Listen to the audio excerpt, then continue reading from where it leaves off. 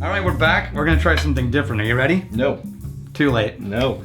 It's happening. No, I have something I have to get off my chest. What? Mm-hmm. Drink your whiskey first. No. I demand recompense. That does smell like a damn good whiskey.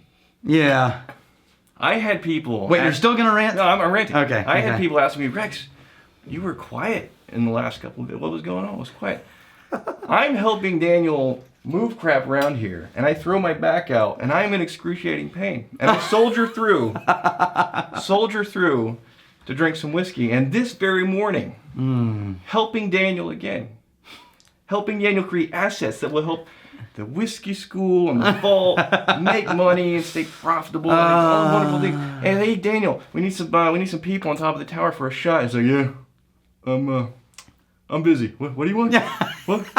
He gets snippy with me. He gets snippy. It's like, I got shit to do, man. So, to make up for it, you were going to take me on a whiskey adventure. All right. One to titillate, all right, fair enough. To titillate the senses. Fair enough. Fair enough. What is this? Adventure me. 3, 2, 1, go. Take a drink first. You need to take the edge off. My back still hurts. That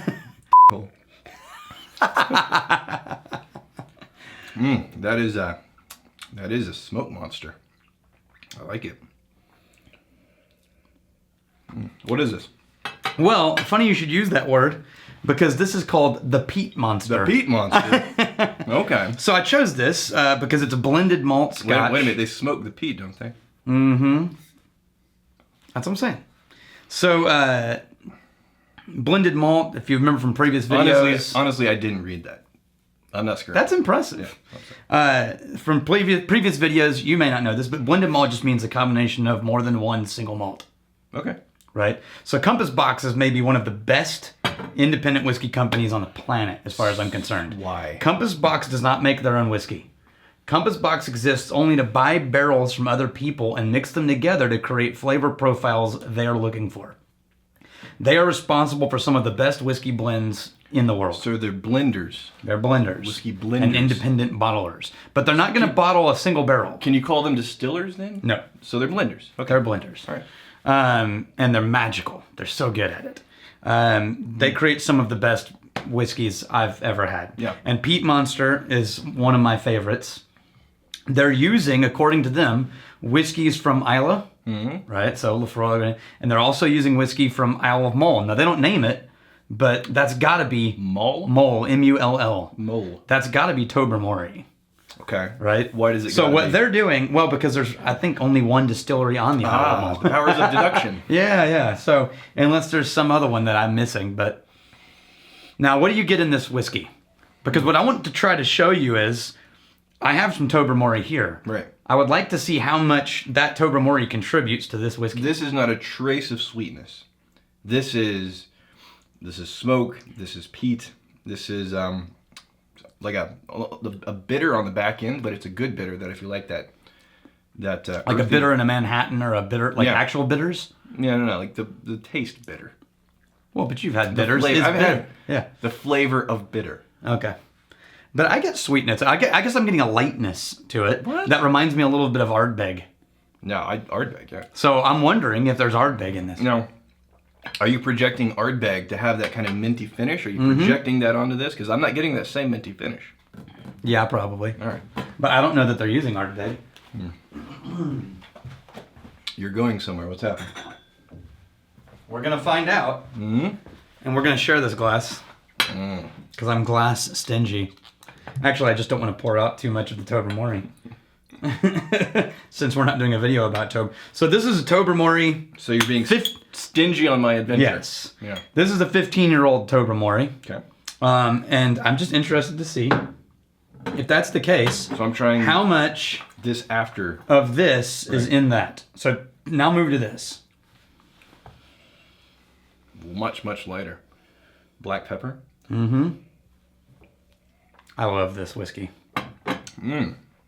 I would not You could do a whole video on this one, which we will. Yeah. So I'm not going to tell you about this one. I'm just interested to see. I'm getting a little orange and citrus on the very, very back. Oh, man, you said black pepper. That straight up smells like you absolutely put black pepper on something, like peppercorn pepper, not a note of pepper. It's like, that is straight up peppercorn. Yeah.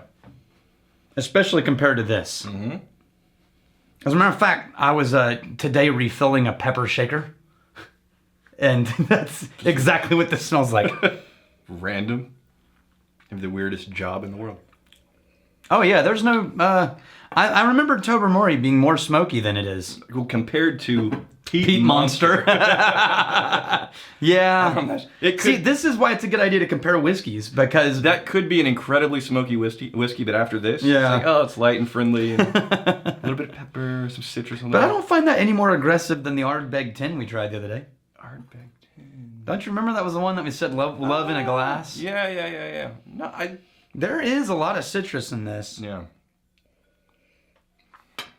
Okay, now when you go back to that... a second sip. Mm-hmm. There was smoke back in there again. You'll probably need to drink some water first, but... Yeah, I get a bit of that. It's in there. There's that little on the back end, that sound of that citrusy notes. Well, it's interesting that it creeps in after a couple of sips, because usually you're going to acclimate to a taste, and then it's going to disappear over time. That never happens with whiskey. This one, it unfolds after you get a little bit into it. One of my favorite things about drinking whiskey is if you really want to understand any whiskey you're drinking, do this. Sit at a bar, order a whiskey, neat, the best glass they have for whiskey. And then just spend... Can you ask for the best glass you have for whiskey? Well, you can tell. If it's a whiskey bar, and they have fancy glasses, they'll display those. Okay. They don't keep those hidden. Do I have to say that glass? Well, if they don't pour it, actually. I've been to bars where I've seen the Glencairn glasses on the shelf, and I've ordered a whiskey and they poured it for me in a tumbler. Yeah, and I'm like, look, I would rather have that glass if I could. All right. Don't be afraid to do that. Is that a video you've done yet, talking about the glasses? The glass. No, I haven't done that. So we'll do that tomorrow. Yeah, cool. No, but what I would say is sit with a glass and see if you can take a full 45 minutes, at least, to finish one glass of whiskey. I know. It sounds crazy. But if you can do that and take small sips and drink water in between... What you'll find is the whiskey completely changes over the life of that 45 minutes. Ends on an anticlimax. Yeah. This for the better part of an hour.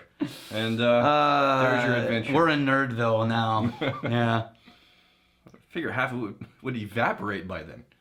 Good Lord. It does start to evaporate, which also changes the flavor. All right. At least 30 minutes. Both really good whiskeys. Yeah. Yeah, this well one... played. Not sweet. Not entry level, but very tasty. I like this one better. Yeah. This one feels like it has more going on. We're going to start with this one in a couple of weeks. We'll come back to it. And it'll be interesting to see our experience when we're starting here instead of ending up there. Okay. But till then, may your crazy stay this side of legal. And may you return to us. Now, can you drink both of those at the same time? May you return to us before we have time to miss you. Cheers.